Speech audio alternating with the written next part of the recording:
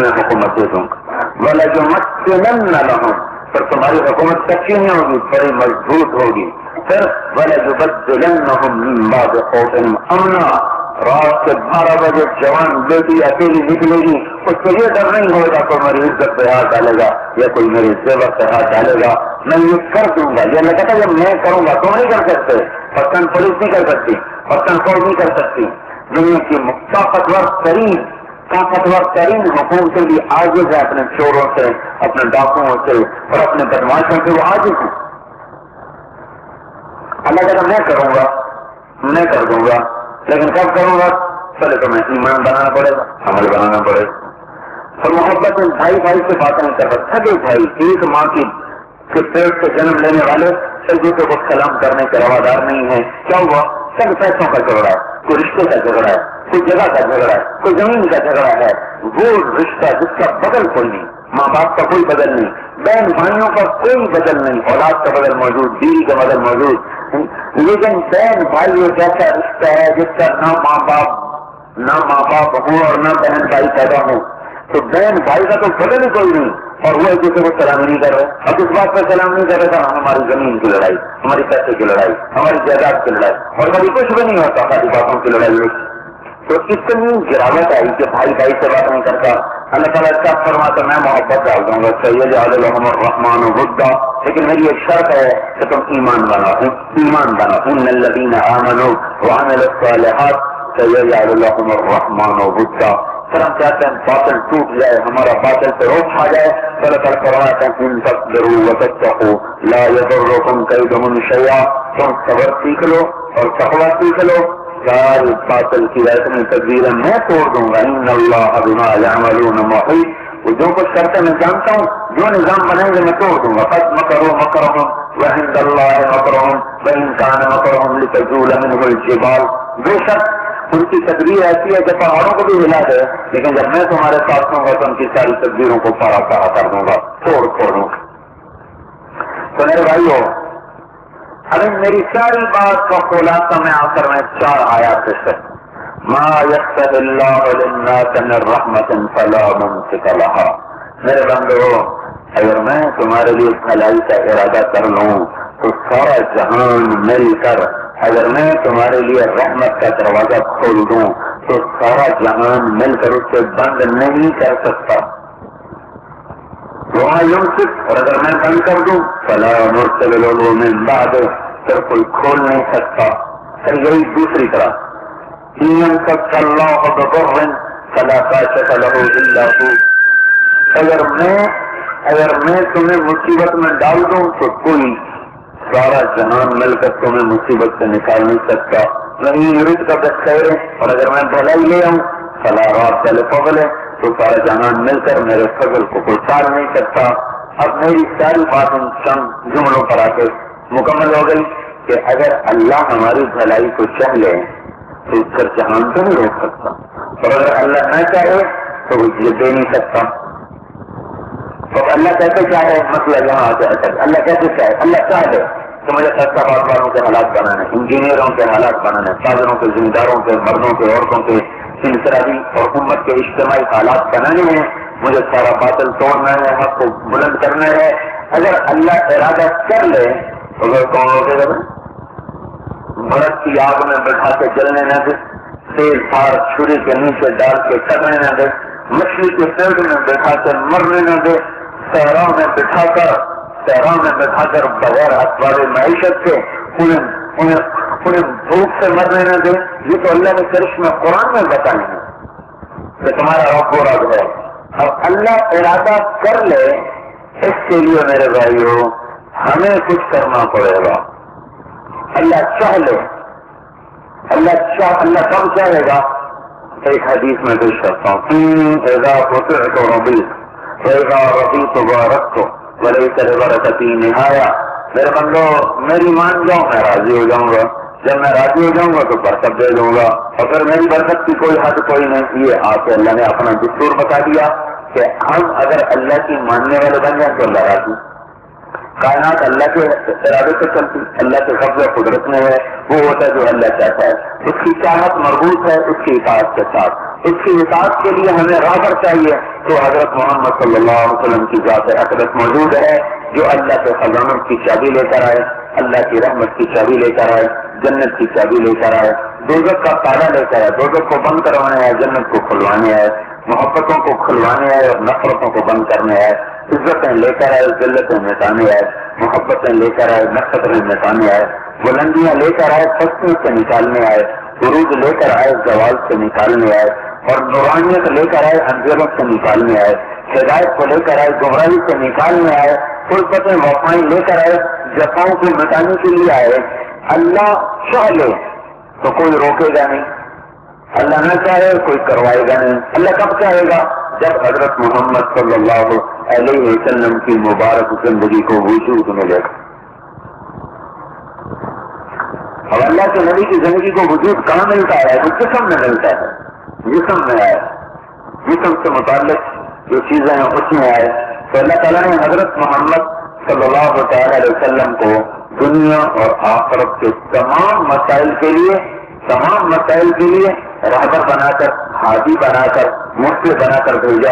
اب حضور پاک صلی اللہ تعالی علیہ وسلم کی میرے بھائیوں مبارک زندگی وہ زندگی ہے جس کو اپنا کر ہم دنیا اور آخرت کے تمام مسائل سے نکل سکتے ہیں۔ نبی آتا ہے مسائل سے نکالنے، قرآن 5 دعوے کرتا ہے، نرید ان نمن علی الذین استضعفوا فی الارض۔ اللہ تعالیٰ کہتا ہے ہم چاہتے ہیں کہ جو زمین میں ضعیف ہو چکے ہیں ان پر احسان کریں، ہم ضعیف ہیں اس وقت، ونجعلہم ائمۃ، ہم ان کو قائد بنائیں۔ ہم اس کو قائد نہیں، مقود ہیں، مقود کہتے ہیں اسی کچھ جاؤ، قائد کھینچنے والا اور مقود کھینچنے والا، تو ہم راہبر نہیں ہیں بلکہ ہم پیچھے چلنے والے۔ ونجعلہم ائمۃ ونجعلہم الوارثین، اور ہم ان کو زمین کا وارث بنا دیں۔ ہماری اپنی زمین ہمارے ہاتھوں سے نکل چکی ہے۔ ونمکن لہم فی الارض، اور ان کی وراثت اور ان کی زمین، ان کی حکومت کو مضبوط کر دیں۔ ونری فرعون وہامان وجنودہما منہم ما کانوا یحذرون، اور حامان کو، فرعون کے لشکروں کو برباد کر دیں۔ یہ 5 دعوے قرآن کرتا ہے، 5 دعوے نظر دہراتا ہوں۔ ہم کمزوروں پر احسان کرنا چاہتے ہیں، ان نمن علی الذین استضعفوا فی الارض ونجعلہم ائمۃ، انہیں قائد بنانا چاہتے ہیں، ونجعلہم الوارثین، انہیں وارث بنانا چاہتے ہیں، ونمکن لہم فی الارض، ان کی حکومت کو مضبوط کرنا چاہتے ہیں، اور ونری فرعون وہامان وجنودہما منہم ما کانوا یحذرون، فرعون کو برباد کرنا چاہتے ہیں۔ تو فرعون تو ایک علامت ہے، فرعون کوئی نام نہیں ہے، فرعون ایک علامت ہے ظلم کی، تجبر کی، طغیان کی، بغاوت کی۔ ہر زمانے میں فرعون بھی ہوں گے، قارون بھی ہوں گے، نمرود بھی ہوں گے۔ ہمارا زمانہ بھی فرعون سے بھرا پڑا ہے۔ اب ہم ذوق میں بھی ہیں، سیادت بھی چھین چکی، حکومتیں بھی چھین چکی ہیں، اور ذلت بھی چھائی ہوئی ہے، اور دشمن بھی چھایا ہوا ہے۔ اللہ تعالیٰ نے آج سے 3-4 ہزار سال پہلے یہ بات قرآن میں ہمیں احساس فرمائی کہ ہم یہ 5 باتوں کو وجود دینا چاہتے ہیں۔ یہ سورہ قصص کی آیت ہے۔ اس کے بعد اللہ تعالیٰ نے ارشاد فرمایا وَأَوْحَيْنَا إِلَىٰ أُمِّ مُوسَىٰ أَنْ أَرْضِعِيهِ فَإِذَا خِفْتِ عَلَيْهِ فَأَلْقِيهِ فِي الْيَمِّ وَلَا تَخَافِي وَلَا تَحْزَنِي إِنَّا رَادُوهُ إِلَيْكِ وَجَعَلُوهُ مِنَ الْمُرْسَلِينَ۔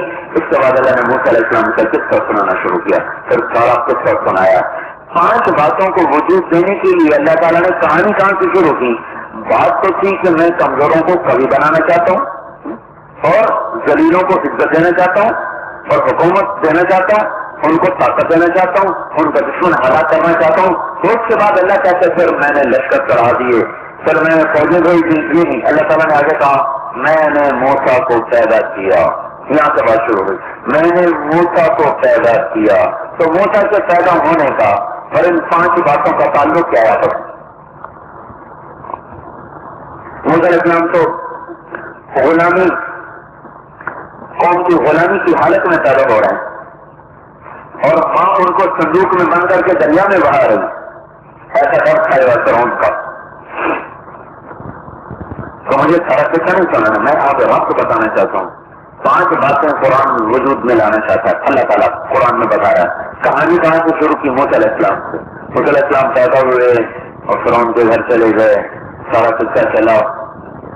اور اللہ تعالیٰ کے یہاں تدریج ہے، اللہ آہستہ آہستہ لاتا ہے، آہستہ آہستہ. 5 باتوں کو وجود میں لانے کے لیے کتنا زمانہ لگا؟ یہ اسباب کی دنیا میں اللہ ایک دم بچہ دے سکتا ہے. عیسیٰ علیہ السلام کی طرح ایک دم اللہ ہر ایک کو بچہ دے سکتا ہے، بن باپ کو دے سکتا ہے. نئی شادی، حمل، 9 مہینے ولادت. اللہ تعالیٰ نے اس کائنات کو اسباب کا جہان بنایا ہے. فرعون کو مارنا مشکل نہیں تھا، لیکن اسباب کا نظام چلنا ضروری ہے. 40 سال پہلے انتظار ہوئے، موسیٰ علیہ السلام کو نبوت ملی. 40 سال تو یوں گزر گئے اور ان 5 باتوں میں سے ایک بات وجود میں نہیں آئی اور 40 سال گزر گئے. پھر موسیٰ علیہ السلام نبی بن کر آئے اور انہوں نے فرعون کو کہا کہ میں اللہ کا رسول ہوں. وَجَازَا أَلَمْ نُرَبِّكَ فِينَا وَلِيدًا وَلَبِثْتَ فِينَا مِنْ عُمْرِكَ سِنِينَ فَفَعَلْتَ فَعْلَتَكَ الَّتِي فَعَلْتَ وَأَنْتَ مِنَ الْكَافِرِينَ. لہذا بڑا نبی آ گیا، وہی تو ہے جو میرے گھر میں پلتا رہا، میری روٹیاں کھاتا رہا، پھر میرا ہی بندہ مار کے بھاگ گیا اور آج کہتا میں نبی ہوں. ایسا نبی اور آگے جانا گا لَإِنِ اتَّخَذْتَ إِلَٰهًا غَيْرِي لَأَجْعَلَنَّكَ مِنَ الْمَسْجُونِينَ. کوئی تو نے زیادہ ادھر ادھر کی باتیں کی تو میں تجھے ویسے ہی جیل میں ڈال دوں گا. وہ ان کو اتنا حقیر سمجھ رہا ہے کہ میں تو اس کو جیل میں ڈال دوں گا. پھر 40 سال گزر گئے. فرعون کو دعوت جس دن دی ہے اس دن سے لے کر فرعون کے ڈوبنے تک پھر 40 برس گزر گئے. 40 سال میں جا کر کیا ہوا؟ ایک کام ہوا، فرعون ہلاک ہوا. باقی 4 باتیں بھی باقی ہیں. 5ویں بات ہوئی، فرعون ہلاک ہوا. کتنے برس لگے؟ 80 سال. 80 سال میں جا کر فرعون مصر کا برباد ہوا. پھر حکومت، خلافت، وراثت، تمکین، یہ جو 4 وعدے تھے، مزید 40 سال گزرے کہ جب موسیٰ علیہ السلام مصر سے نکلے صحرا میں آئے. 40 برس تک صحرا میں اللہ نے گھمایا گھمایا گھمایا. وہ جو شہری قوم تھی، جو مرعوب قوم تھی، اور وہ جو غلام قوم تھی جن کی ذہنیت میں بالکل ہر حوصلہ ٹوٹ چکا تھا، ان کو موت دے دی. صحرا میں قوم پیدا کی، فطرت کے مناظر کی کرتا ہے نگہبانی. یمن کا صحرائی یا مرد پاکستانی جنہوں نے ہمارے جیسے گرمیوں میں ایئر کنڈیشن چلا لیے، سردیوں میں ہیٹر چلا لیے، کبھی چاکلیٹ اور کبھی آئس کریم میں اور کبھی پستہ بادام پتہ نہیں کیا کیا لذتیں چاہتے ہیں، یہ کیا چیز کا کام کریں. تو وہ قوم اللہ نے ساری ختم کر دی، وہ ساری قوم ختم کر دی اور ایک نئی قوم پیدا کی جو صحرا میں پروان چڑھی. اللہ نے 40 برس ان پر بھی گزارے. پھر عیسیٰ علیہ السلام کو حکم دیا تو نے شام سے فلسطین سے حملہ کیا. 120 برس اللہ نے بھی 3 چلے لگوائے اور اس کا ایک چلہ لگا. وہ 40 دن کا نہیں تھا، 1 سال کا. ایک چلہ، پھر دوسرا چلہ، ایک چلہ، ایک دن کی وجہ سال، 40 دن کی وجہ سال. پہلے چلے میں نبوت، دوسرے چلے میں فرعون کی ہلاکت، تیسرے چلے میں 40 سال جمع 40 سال جمع 40 سال. 120 سال کے بعد اللہ نے جا کر موسیٰ علیہ السلام کی قوم سے جو وعدہ کیا تھا اس کو وجود بخشا. کبھی تبلیغ کے کام کو تو 70 سال کی مشکل سے کہتے تم نے کیا ہے. ہمارے پلے نہیں تو نہیں، ہم تو خود کہتے ہیں ہم نے کچھ نہیں کیا. ہمارے دل میں تو ہے سزا لگانا، دل تو اللہ بدلتا ہے، ہمارے ہاتھ میں ہے کیا؟ ہم کسی کو کیا سیدھا کر سکتے ہیں؟ اپنا دل ہمارے ہاتھ میں نہیں، ہم کسی کے دل سے کیا قبضہ جما سکتے ہیں؟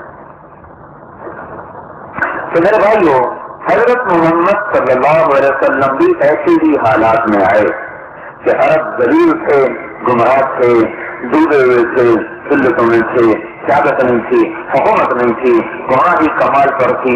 ان میں اللہ تعالیٰ نے چاہا کہ ان کو اونچا کرے، انہیں بلند کرے، انہیں عزت دیں، انہیں کامیابیاں دیں. تو اللہ نے حضرت محمد صلی اللہ علیہ وسلم کو موسیٰ علیہ السلام کی طرح یہاں آپ کو مبعوث فرمایا.